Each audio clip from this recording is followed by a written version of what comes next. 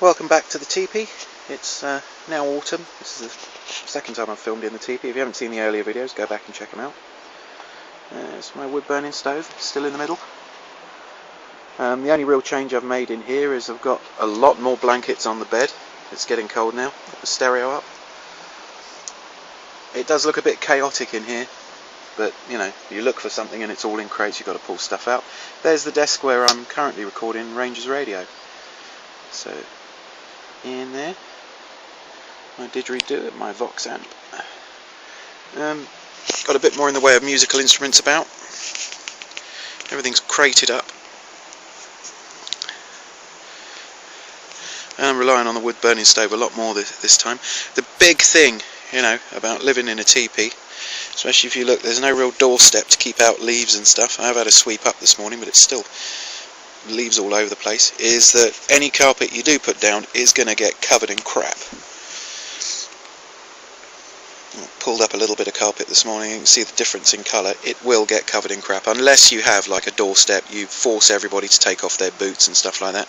Unfortunately, because if you can see that, there's a hole in the top of the teepee deliberately to let smoke out, so I only need a very short, you see there where there's the flue.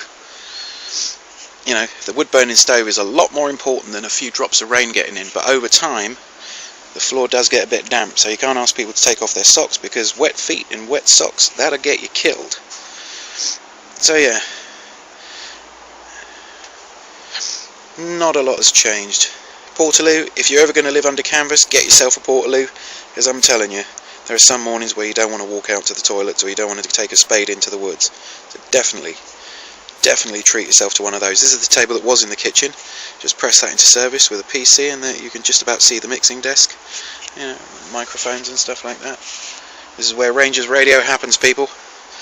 Depressing, isn't it? There's a tiny amount of equipment compared to what we used to have. And if I just, I'm going to need a torch for the next bit, but you can see new kitchen tent.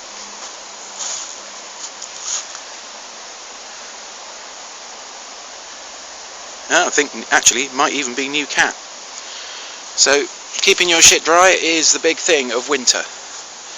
The kitchen tent is an old British Army mess tent. These things live forever, but you know, when they're up for a long period of time without being dried out and cleaned, like this one has been. This one's been up, it was my next door neighbour's, the skin anyway, for about 2 years, so pretty much it's had it. And the new skins are fairly cheap. There's one of my wood collecting bags with a couple of fold away chairs on top. There's more wood collecting bags. You can't have enough firewood. One of these bags will do me for 2 or 3 days. So when these are all full, that's about a week or so. That's about 4 times the size when that's full. You know, you've got maybe 2 or 3 weeks of firewood. It's not on all the time because I'm the only person here. As you can see, the kitchen's got loads more space in it now. That's just my old washing machine pressed into service as a bit more worktop. You know, standard camping stove. You know, if you're doing very posh camping, it's the sort of thing you probably have. 2 burners and a grill. And in the corner there you can see a 13.5 kilo propane canister, because butane's a bastard gas. Ooh. So there's another one behind that table, all plumbed in, and the plumbing extends from the stove to the oven. The oven's there. It's an old British military, again British military. It's essentially a box with some shelves in, and it's real beat up, and right at the bottom you can just see the knobs to turn it and the hose going off it. I would pull it out, but the hosing and all that sort of stuff, that's got to be out of the way of the burners, so I'm very paranoid about moving it. And it is a scary thing to turn on, but it is absolutely essential for making bread and doing lots of other bits of cooking. Got a few petrol lanterns in the corner there, random tools, stuff like that. What else can we say about the kitchen? Oh, 75 litres of water, that'll do me for about 3 weeks. That's drinking water. So that's kind of handy for filling up kettles and stuff like that. They're all 25 kilo ones, very handy to have. Good idea to get yourself water. Stores and supplies. top shelf is coffee, tea, sugar, whitener, etc. Second shelf is canned goods, and those two boxes at the bottom are anything that lives in a packet that squirrels can open, because we've had a real plague of squirrels this year. Hence, you know, me letting the small black cat hunt things down like she is at the moment. And she has. Cat with a kill. Not an impressive kill. Just a little vole. But if it's furry. There's my biological pest control. That's my cat Puddin. Puddin. She's quite a good hunter. Tagged her fair share of rats and mice and stuff. Spends most of the day hunting.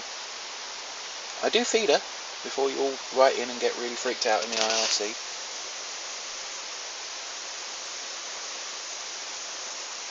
She'll generally go and find something small and furry to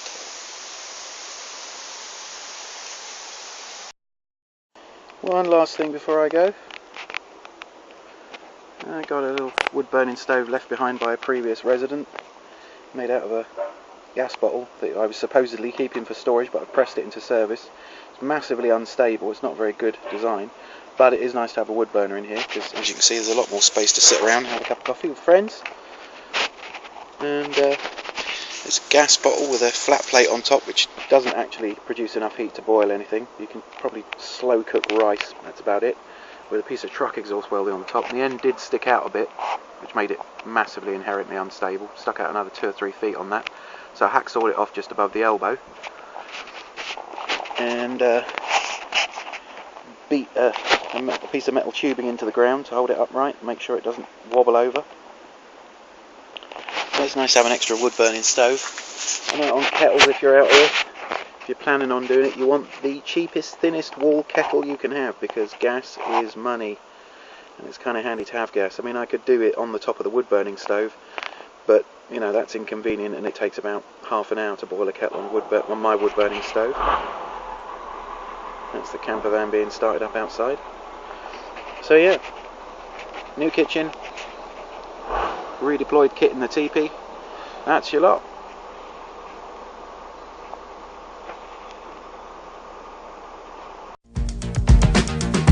In this democracy, I as a citizen reserve the right to stand up for what I believe in.